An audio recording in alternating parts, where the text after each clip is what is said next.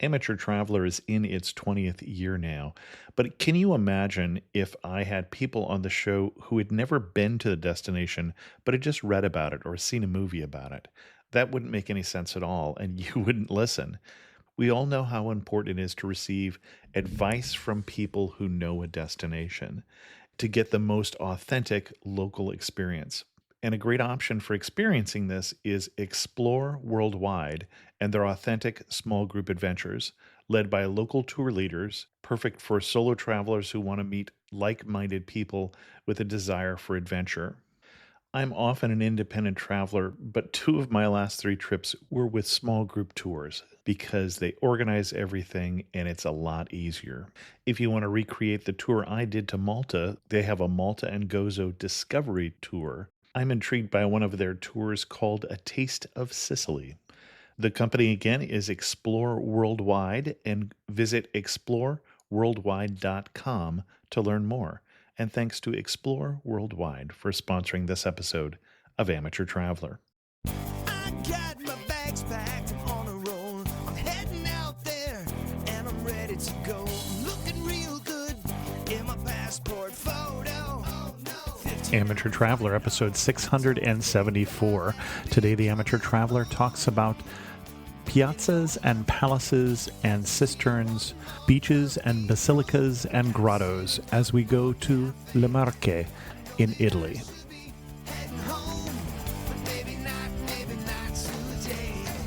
Welcome to the Amateur Traveler. I'm your host, Chris Christensen. Let's talk about Italy. I'd like to welcome to the show Chantelle and Giovanni from theitalianontour.com, and we're talking about a region in Italy that may not be on your map, and that is Le Marche. Chantelle and Giovanni, welcome to the show, first of all, and how did I do? Did I pronounce it anywhere close to being correct? I think you got it right. Perfect. And can you put it on a map for us? Where are we talking about? Because I had to look this one up. Okay, so Le Marche is located in central Italy, and it's on the east side, so it's on the Adriatic coast. So if you're coming in from Rome, you're looking at about 3 hours east by car. Okay. And none of, to me, the well-known cities in Italy are in this region, although you're just below San Marino, which I think a lot of people have either heard of or maybe collected their stamps or whatever. But why are we going to Le Marche? Well, I think you want to come to Le Marche if you're really in search of an authentic experience. Le Marche is in central Italy, just like Tuscany is and Umbria, which have become very popular over the years. But Le Marche, because of its location and also because of its geographical location with the Sibillini Mountains, it's not as easily accessible by train. And it also hasn't have so many outside tourism that you still have a really authentic feel when you go there. You're not coming to an area where there's lots of people that speak English. You're coming to an area where the Italians travel. So you really get to experience a slice of Italy like, say, Tuscany was 50 years ago. Well, and you mentioned because of the Sibillini Mountains. So this is the range of mountains that goes down the length of northern Italy and keeps the tourists safely over there in Tuscany while you can have Le Marche for yourself. The Apennines, the Appennini, as we call them. Yeah. Excellent. And what kind of itinerary are you going to recommend for us? Well, I would recommend a minimum of 7 days. Although it's not a well-known region, there's a lot to see and a lot that you can do in Le Marche. It's considered by many all of Italy wrapped up into one region. So we have 7 days that we think is a great start to get an experience of Le Marche and get a feel for our region. Okay. And we should say you do run tours, as I understand, in the region too. I just want to put that out there so that we're not trying to hide anything from anybody. And so where are we going to start? So we're going to start in Ascoli Piceno, which is located in southern Le Marche. And to reach Ascoli Piceno, we recommend either you come by car or there's a bus that takes you directly from Rome to Ascoli. And we recommend do not take the train or you'll be wasting a lot of time in the train. The train will take you double the time the bus does. Okay. So we're starting way south on the border between, and I don't even know what the next region south is of Le Marche. Abruzzo. Abruzzo, On the border okay. of Abruzzo, yeah. Okay, and why are we going to Ascoli? Ascoli is a really great base because it's surrounded by truffle country, wine country, and you can easily access the mountains and the seaside all within about half an hour to a 45-minute drive. So it's a really great place for people who want to not unpack and repack and be really rushed. It really allows for you to experience the area and get a feel for the local culture because you can stay in one place and you can take lots of day trips from the area. You also can go into Abruzzo because it's not that far from Ascoli. So it really gives people a lot of options to see a variety of things when they're visiting Le Marche. Okay. And what are we seeing specifically in Ascoli? Ascoli is well known for having one of Italy's most beautiful piazzas called Piazza del Popolo. Every year we also have La Quintana, which is a medieval jousting festival that happens twice a year. It's the second largest medieval reenactment in Italy, with Siena's Il Palio being the biggest. It's a really great event for people to come and experience something unique. We have a lot of Italian tourists that come to experience La Quintana, which happens in July and August. So if you are coming to Le Marche in the summer, during July and August is a great time to visit and get to see this festival and be part of the festivities. Also, Ascoli is famous for olive ascolane, which are fried stuffed olives. And maybe I can have Giovanni tell you a little bit more about that, because during the Quintana, we also have a big festival called Fritto Misto, which is all about the fried stuffed olive. Yeah, the fried stuffed olives, the Oliva all'Ascolana, have been now protected by the DOP, the disciplinary in Italy. So like prosciutto or Parmesan cheese that you might know already. And they're a big part of, obviously, local food culture. And they have these festivals now that revolve around them twice a year in April and in July. So really good time to visit. Well, and I'm trying to figure out, La Quintana sounds like the fifth of something or whatever. What does the name come from?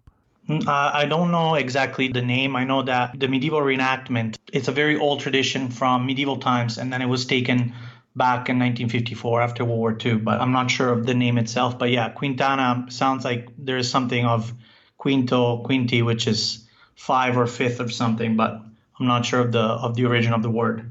Well, in my confusion is that it's competing these 6 different districts against each other, and something's not working here for me. I don't think it has to do with the number of districts, though. Okay. Because actually, if you come to Quintana and when you come when there is a big parade, you see that there's more than just the main districts in Ascoli that participate. There are also outside towns that are not actually within the sestiere of Ascoli that do also compete, and each sestiere or quarter, they each have a dama, a woman who it kind of represents the quarter, in addition to a jouster, I guess you would call it, a man who rides the horse and does the jousting. These are normally professional jockeys, essentially, that do it. You'll see when you come, there's a big parade and it's like a week-long celebration. There's flag throwing. It's a really big thing. Like, people get really excited and they're really proud of their quarter, and they're really proud of the women that they select to represent each quarter. And actually, for a woman to take part as a dama of one of these sestiere, it is a big investment, because the medieval garb or outfit, it costs like starting at 2,000 euros for this outfit, and easily up to 5,000 euros. So it's a one-in-a-lifetime event for these people. And it's a really big deal. So they take a lot of pride in it. So jousting. So let's get back to that because I haven't gotten over that yet. That sounds dangerous. First of all, you're knocking people off a horse with a lance just in the traditional medieval way. Not quite. Okay, I figured there might be some European rule against that now, but what is going on? It's not a person against another person. Okay. I don't know if it was like that at some point, but they have to go around a figure 8 in a stadium in the center of Ascoli. They do that 9 times overall, and 3, 3, and 3, and then they have to hit certain spots. So they still are holding a lance and they're trying to collect rings on the lance or something like that? Yeah, rings and also just hitting circles that are at different points. Okay, all right. So it still keeps some of the original form of jousting. I think that was how they did some of the practice jousting, but with less of the mayhem. Yes. Huh. Nowadays, they just use a dummy. They have like a dummy with a target and they have to hit it. Interesting. This is not something I'd heard of and sounds fascinating. Are there other things we want to do while we're in Ascoli, either for the festival or other times of the year? Oh, the festival again is when? The festival nowadays happens the second weekend of every July and August. Oh, the nice warm months when it's so pleasant to be in Italy. Well, you can imagine these women dressed up in my gosh, I hadn't thought of that. Gowns, right? It's quite crazy, but they do it. They're passionate about their tradition. What else I would recommend for Ascoli? I think anybody visiting Ascoli, it's a really great and walkable city, and I would recommend that people take a walking tour, whether it's with us or with another local guide, but we really think it gives people a good perspective of the town because Ascoli used to be a town of 100 towers, and it's also the town of travertine. The whole city is covered in travertine. So the white marble that we're used to associating with Italy. Mm-hmm. But actually, white is not the preferred color. They prefer the golden color. It's quite stunning. Like, when you think of the golden hour when the sun's coming down, it has almost like a honey tone to it. It's very beautiful. So I do recommend that people actually take a walking tour to visit our Duomo, which is situated in Piazza Ringo. So Ascoli has 2 main piazzas. It has Piazza del Popolo, which is the Square of the People, which most Italian towns have a Square of the People. And it also has Piazza Aringo. And Piazza Aringo was where the Roman Forum was back in the day. And something very unique and interesting about Ascoli that I've learned since moving here is that Ascoli is actually a city older than Rome. And the Ascolani, the people from Ascoli, have a saying, Quando Ascoli era Ascoli, Roma era Pascoli, which means that when Ascoli was Ascoli, so when Ascoli was at the height of its power, Rome was just a pasture. So it's something that we always like to tell our people that come visit us and give them a bit of a story, an idea of how proud the Ascolani were, and they were a very powerful city during their time. Now, and I'm the history guy, so I have to ask, was this a Etruscan city or was it part of the Magna Greca, a Greek city? Magna Grecia. Yeah, not part of the Etruscan. Got it. I thought it would be too far east. That's what I was wondering. Yes, you're correct. A lot of the eastern towns are not not that you can draw a line, but Umbria is kind of where it stops in the area here. Okay. Other things we want to do in Ascoli? Absolutely. I think everybody should visit Caffè Maletti. Caffè Maletti is one of Italy's 150 historical cafes. It's a beautiful cafe that's done in Liberty style. It used to actually be the post office, but was converted into a cafe.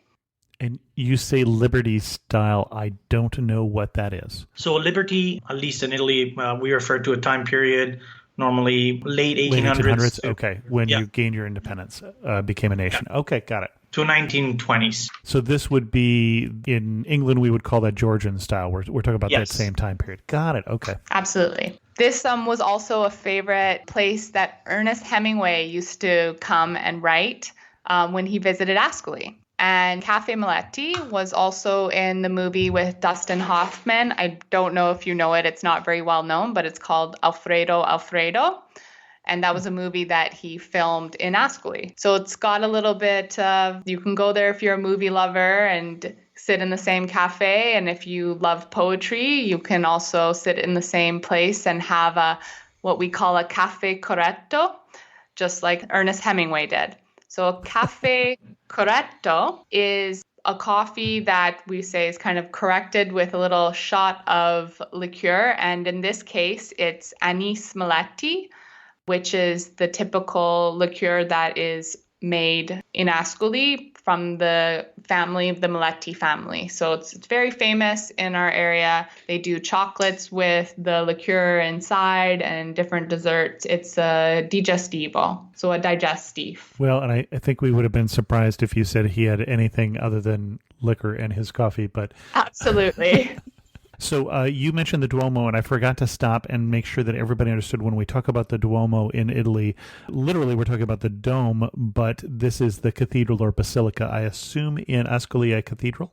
Yes, in Ascoli it is the cathedral and it's dedicated to Sant'Emidio. Sant'Emidio is our patron saint of Ascoli. Apparently, the name of Quintana, as far as they can tell, does come from the original 5 quarters of the city that took part, or the 5 districts of the city, and now there are 6, is what I'm finding for where that name comes from, they think. It's far enough, it's old enough that we're not quite sure of the origin.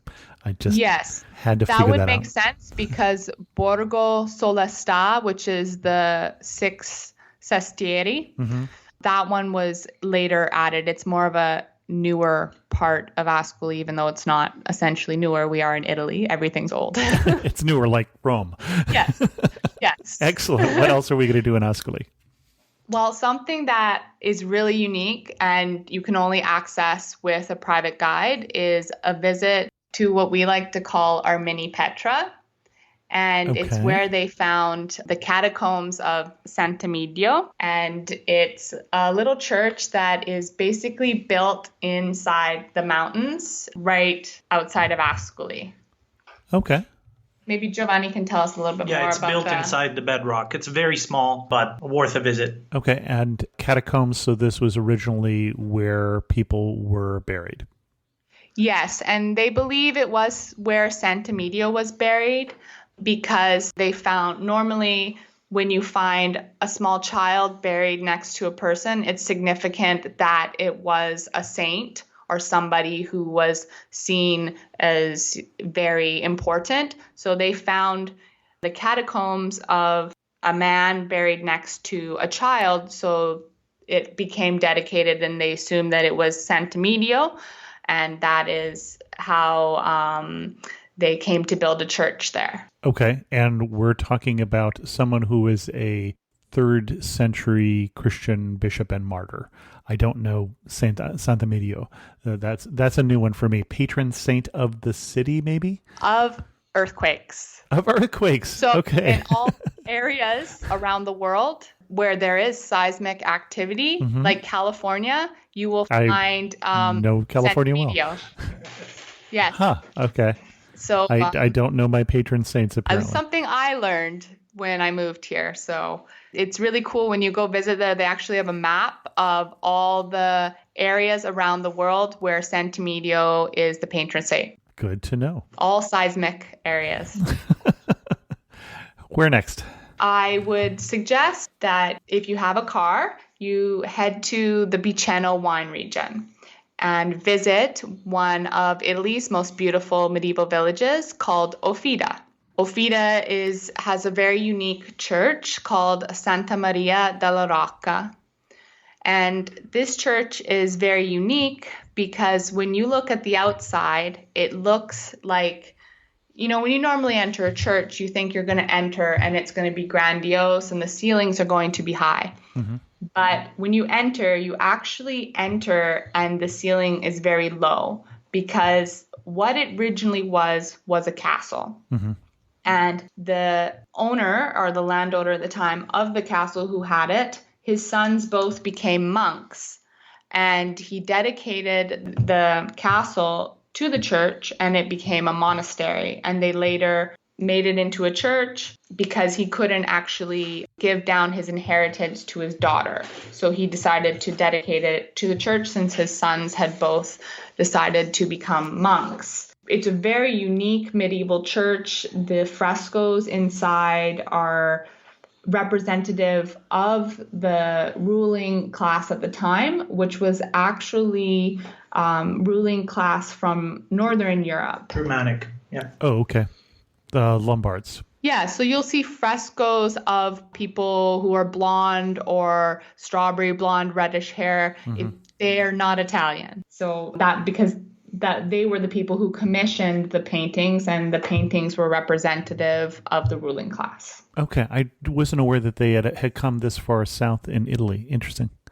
Yes, actually, in fact, there's quite a bit of influence from them. And you'll find in Ascoli, because I know most people think, oh, Italians are dark-haired and dark eyes, especially in central Italy still and southern Italy.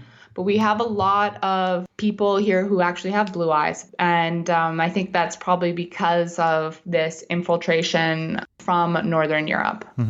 Well, you had the Normans come in to southern Italy, Naples, and Sicily, and then you had the Lombards come into Lombardy, oddly enough. Yeah. But one of the things that happened, one of the reasons why I, as an American, might think of Italians as being more dark-haired and such, is that most of the people who immigrated to the U.S. immigrated for financial reasons, economic opportunity, and they tended to be more from the South. They tended to have a more certain look influenced by people coming in from the South more than people from the North. Absolutely, that's very true. Most of the people that did come to the States are from southern Italy, and even Giovanni's family is originally from Puglia. Okay, the heel. Yes. Got it. And we have another show on Puglia, as we do in many other regions of Italy. One of the countries that probably we have the most episodes per square mile, I think it would be Italy. Yeah, it's so regionally diverse, and every place is so different. It definitely deserves many episodes.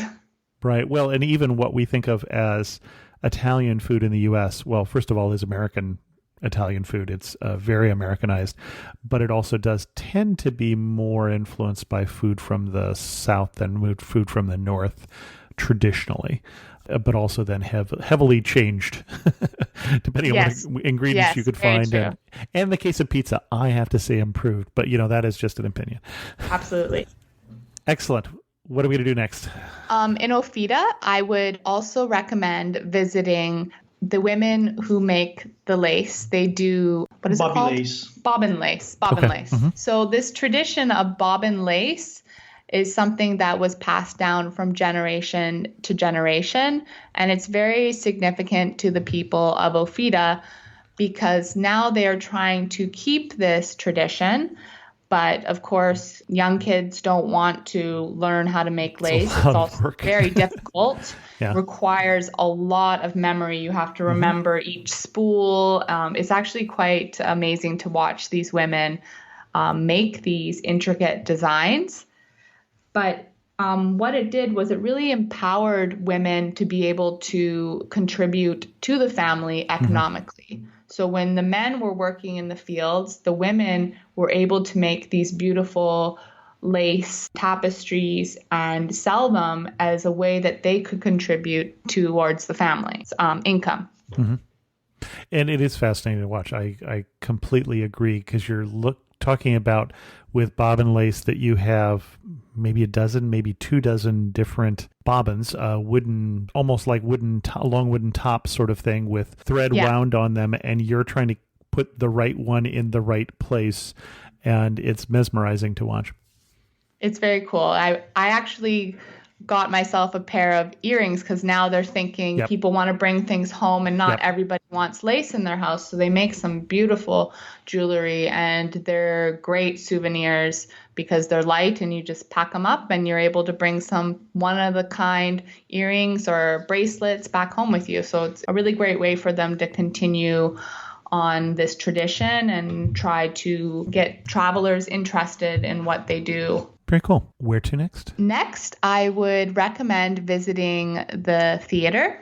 at Ofida. In Ofida, theater was very important for people, and they don't have a large population, but they do have a tradition of theater.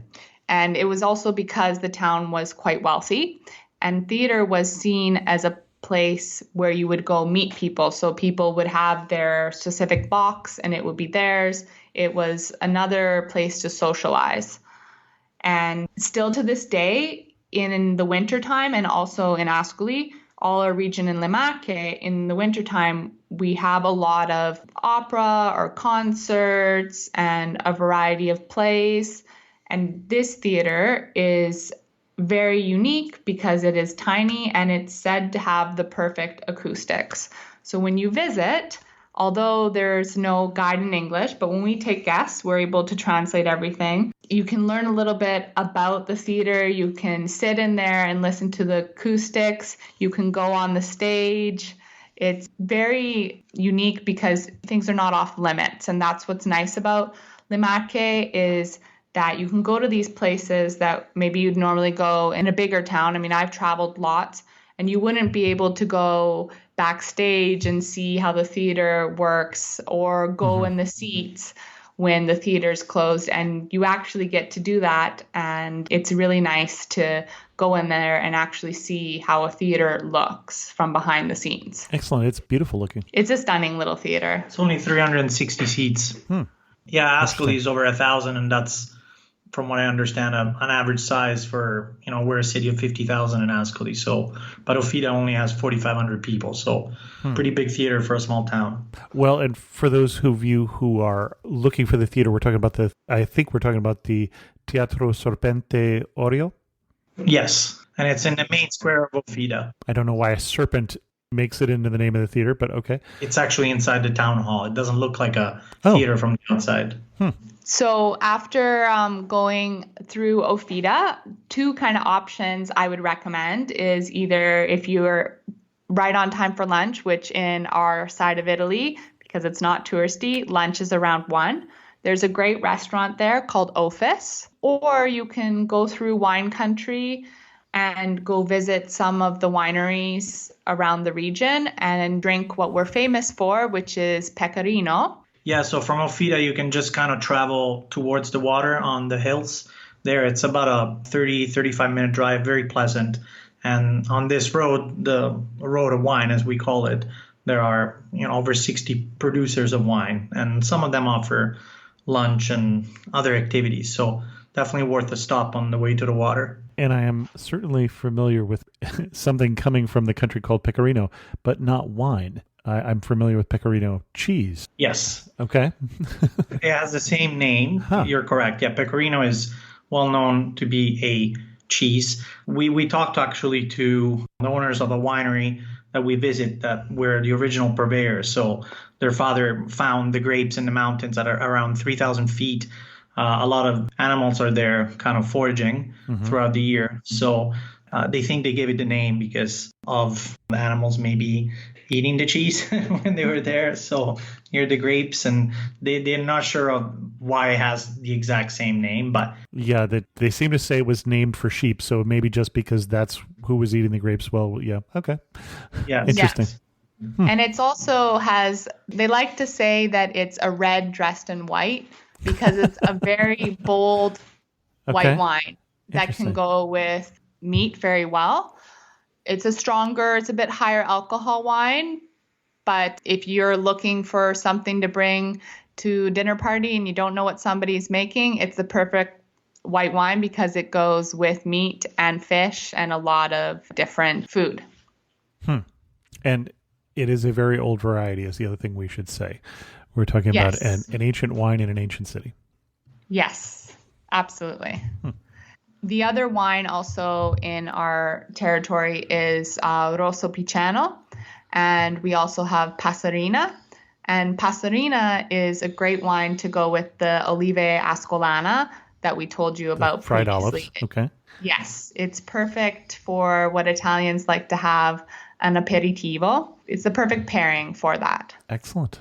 After visiting wine country, we would recommend a nice visit to Ripa Transone, Ripatransone is actually known for having Italy's narrowest alleyway. Okay. It's a medieval village. It's on the hilltops, and it's a nice little place to go to get a view, and you can also take some fun pictures in the alleyway. Also, it's very, very close to the water. So if you're feeling like you've had a nice long day and you want to head down to the water, you can head down to San Benedetto del Tronto, and there's a beautiful boardwalk, or like the Italians like to call, lungomare. Okay. It's a very popular place where a lot of Italians like to take their summer vacation. It's home to what we call blue flag beaches, which is a certain level of environmental quality. So if you're in Italy and you're looking, where should I take my beach vacation? You should select beaches that hit the blue flag mark, because you know that there's not a lot of pollution and their water's really clean. So that's a really great indicator of where you should stay if you're looking to stay on the coast. Let's take a break here and hear from a sponsor, and that's mytravelcreditcard.com. I think it's clear that if you've been listening to Amateur Traveler that I love travel, but I don't love paying for travel, or at least I don't love paying extra for travel. That's why each day I help pay for my travel just by buying my groceries, my gas, and my gadgets. For a number of years now, my wife and I have used travel credit cards for our daily expenses. Then every year, we reap the rewards by using the points we earn to pay for airline tickets and hotel rooms. We get extra benefits along the way, like airline credit cards that let us waive luggage fees and hotel credit cards that give us a free night a year. Travel cards we use let us avoid foreign transaction fees when we travel overseas, which also saves us money. We pay these cards off every single month, and that's the smart thing to do. That way, other people are paying for our travel instead of the other way around. If you don't know where to get started, you can go to mytravelcreditcard.com, and we've picked a small number of great travel credit cards that I personally recommend, including the best starter card. Right now, the card I reach for first is from Chase, but if I find better cards, then we'll update mytravelcreditcard.com with our best picks. So check it out and let me know where you go with your points. Well, you mentioned the town that you mentioned on the coast there had a boardwalk. Are there good beaches if people are looking for a blue flag beach in the area? All of San Benedetto, the beach along there, is considered a blue flag beach. Got it. So San Benedetto is a town, and we do recommend, if you are going to the beach in Italy, that you rent an umbrella, because unlike where I grew up in Canada, where you have washrooms and showers and other things, facilities by the beach that are public, there are no public facilities.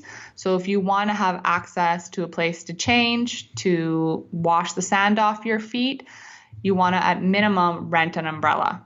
Now, I'm not changing under the umbrella, but because I've rented an umbrella, I get access to the change room. Is that what you're saying? Yes. Okay. Yeah, you get access to the change rooms, bathrooms. Some of them include restaurants and meals. It depends like what you're going for. But if you're looking to have a beach vacation on the coast, that is what we recommend, is getting an umbrella. Well, that's the same thing we do. Yeah, we haven't talked about that a lot when we've done episodes on Italy, because we actually haven't done that many talking about the beaches, strangely enough. Yeah. And the beaches are quite different in Europe in general and in Italy specifically, where... So, for instance, we just did an episode on California, and we said that 70% of the coastline was state beaches, public land. And in Italy, it seems much more typical that you'll go to the beach and there'll be, this section is a private area with the rent the umbrellas from this particular company or cafe or something like that. And it is a different experience often. And it's just something to know that, so that's helpful to know to rent an umbrella. Thank you. You're very welcome. Yeah, actually, you were mentioning about California, obviously, but the beach is still a government owned, as you can imagine, but they're rented out for a certain amount of years, and you can go to any beach, even a private one. You just can't go to the umbrellas, meaning nobody can kick you out if you're on there. It just means you can't use the services. Where to next? Next, I would recommend going a little bit north and visiting Fanermal. the province of Fermo and the capital of Fermo, which is home to the largest Roman cisterns in Italy. And it's really, really unique. You get to go in the cisterns and you get to actually walk inside the Roman cisterns, which keep about a temperature of 15 degrees Celsius. And Giovanni, you can give us the Fahrenheit? About 58. Okay. Year round. The ticket is something around €5, and they have it multiple times a day to go in. So easy to visit.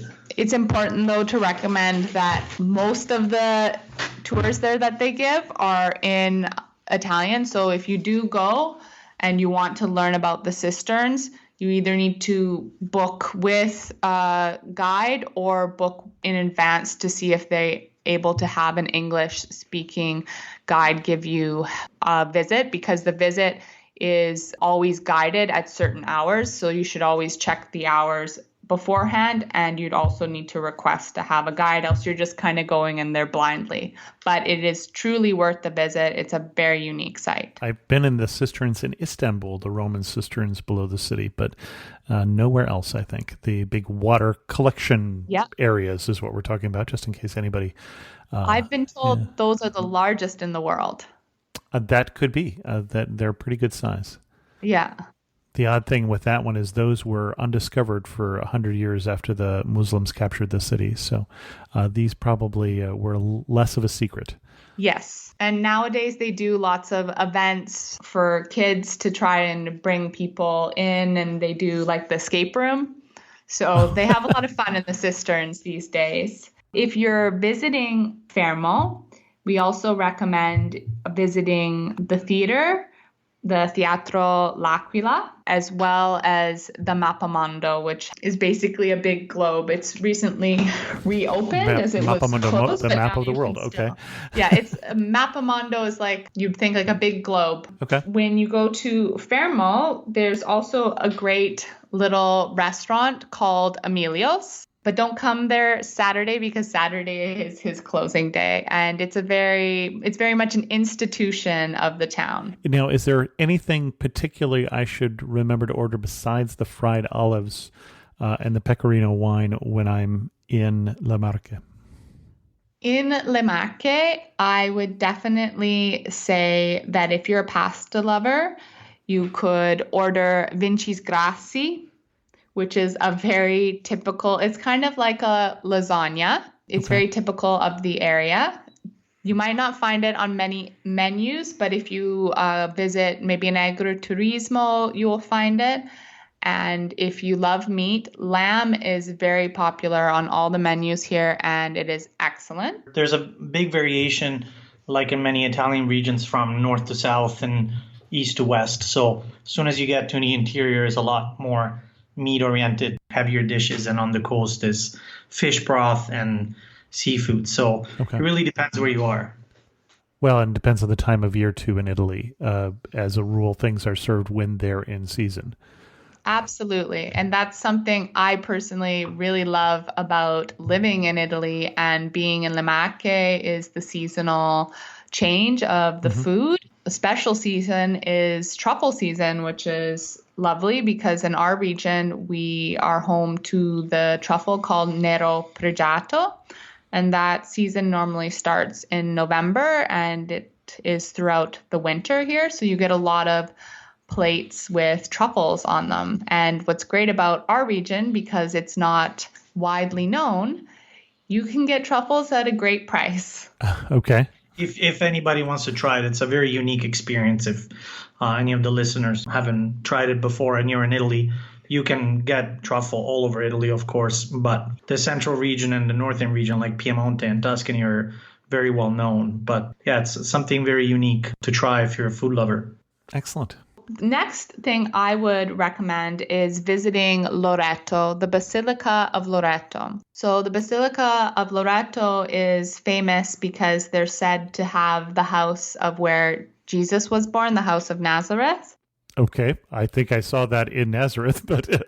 Yes, but they have this story because they found a house that was carbon dated back to, which would be around the time Jesus was born. Mm-hmm.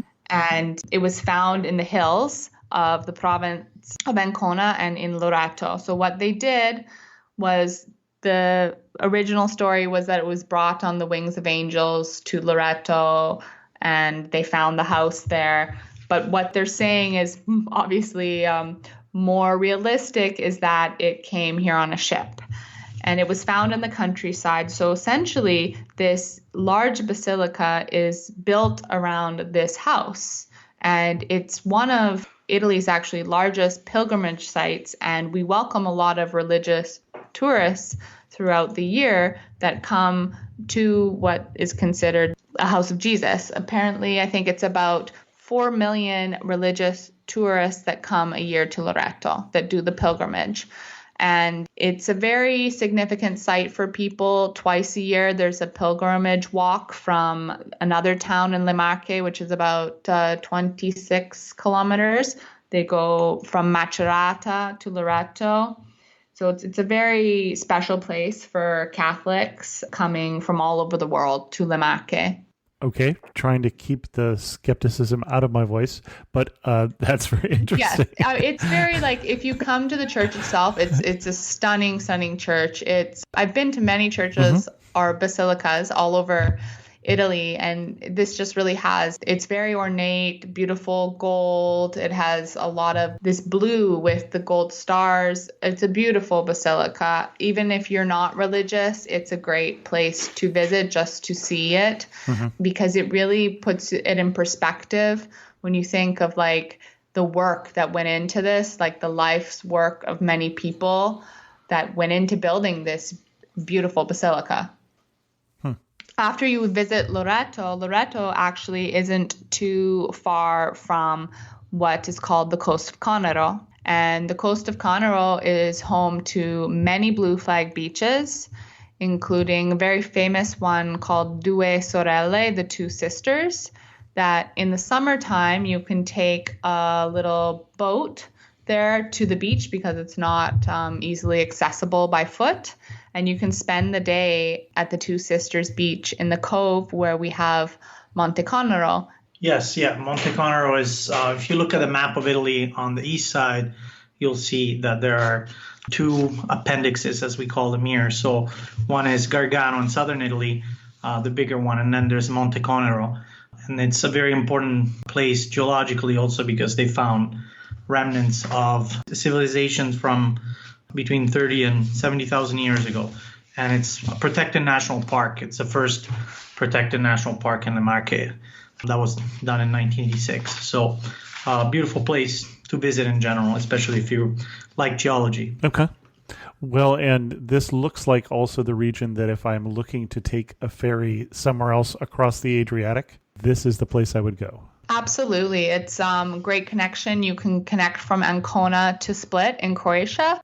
I've personally taken it many times myself because my family's Croatian on my mom's side. So my grandfather goes back and forth on there, and it's basically leaves at like 8 o'clock at night and you get back in 12 hours later, whichever way you're going, whether you're coming from Split or to Ancona. So people who are visiting Le Marche and want to go to Croatia, it's very easily accessed just by taking the overnight ferry.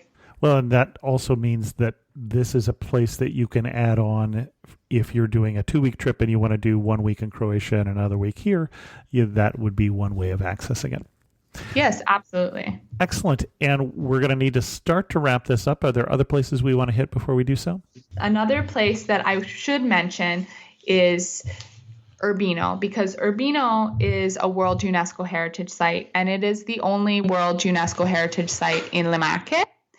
And the World UNESCO Heritage Site is Palazzo Ducale. So Urbino is located inland in the northern section of Le Marche, close to the border of Tuscany and Emilia-Romagna. Okay, so it's the Duke's Palace. Yes, the Ducal Palace. That is Urbino. It is worth a visit to see. It's a very unique site. It's very large in size. And Urbino also happens to be the hometown, the birthplace of Raphael. Oh. So there's a lot of Renaissance art and influence. It was at the time when the Renaissance era, it was a very popular place for people to come, and especially because Raphael was from there, you can visit his home. It's a place that I think if you're coming to Le Marche that you should put on your bucket list. The Palace of the Duke, the Palazzo Ducale, is considered probably the best preserved palace of its kind in Italy.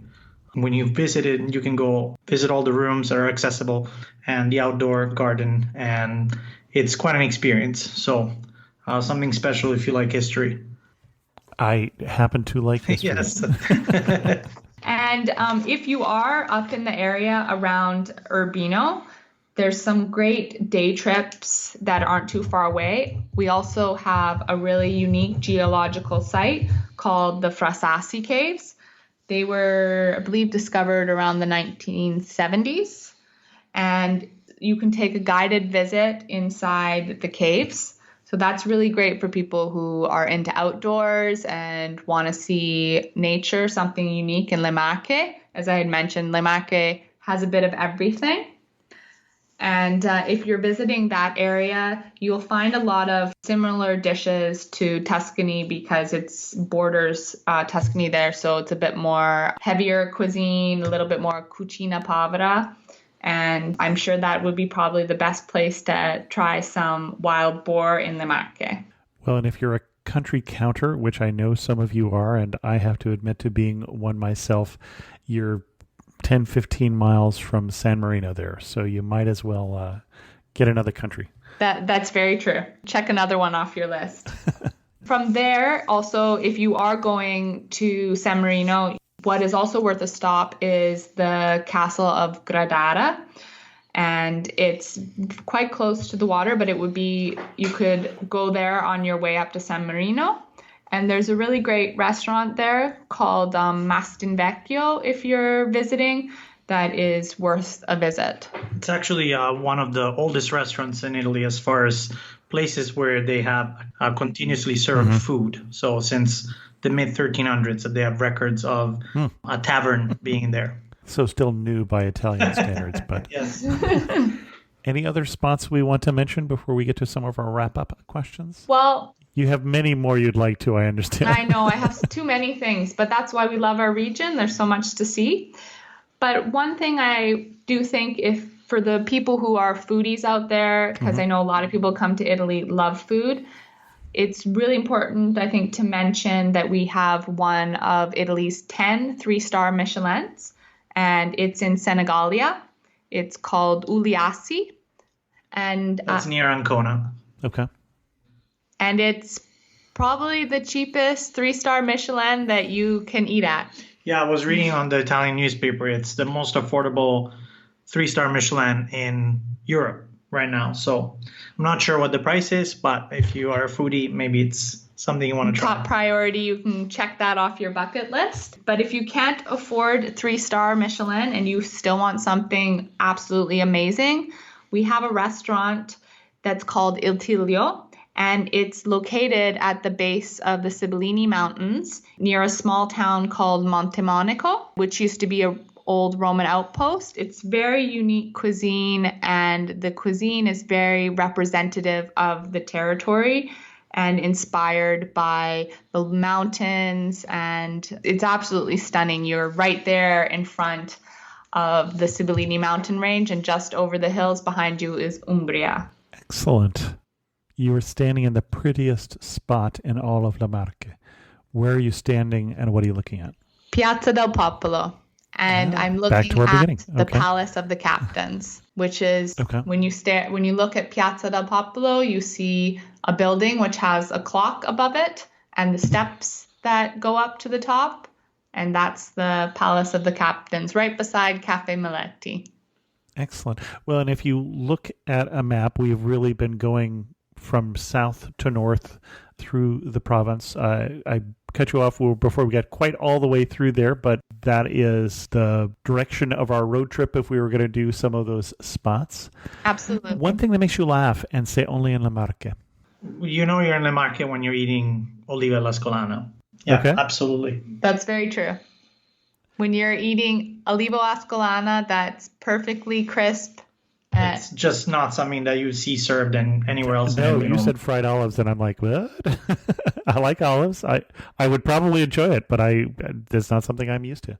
Excellent. Yeah. And if you had to summarize this region in just 3 words, what 3 words would you pick? A beautiful patchwork. Excellent.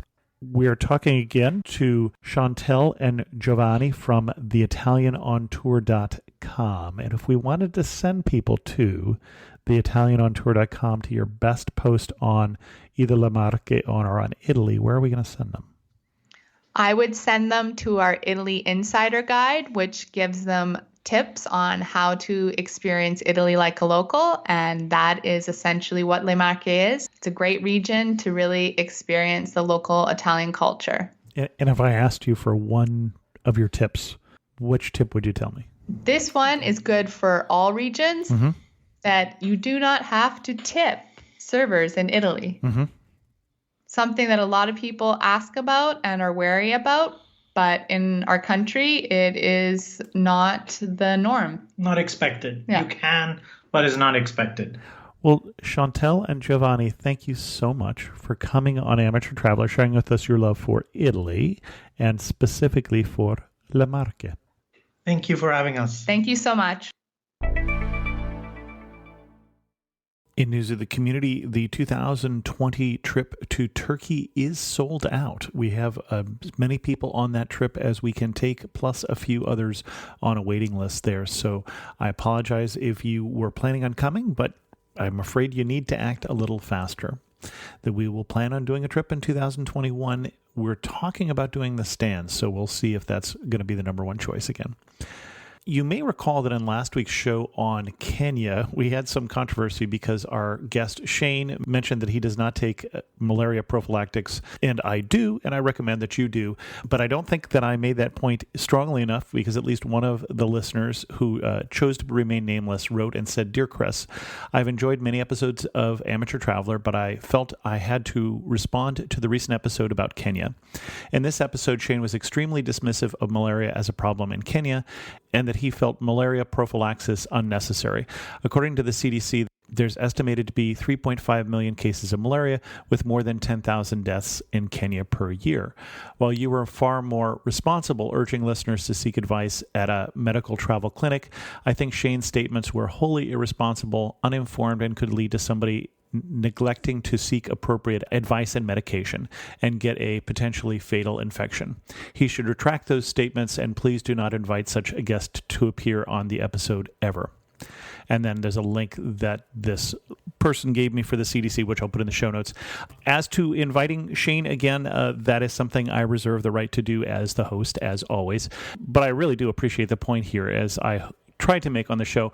One thing that I wasn't surprised, though, is I really wasn't surprised when he didn't recommend it. And that one big difference is that he lives in country. And I did some research, and I'm not a doctor, and I don't play one, which is why you should never take medical advice from me. You should definitely talk to your doctor, or even better yet, a travel clinic that is specialists in the area.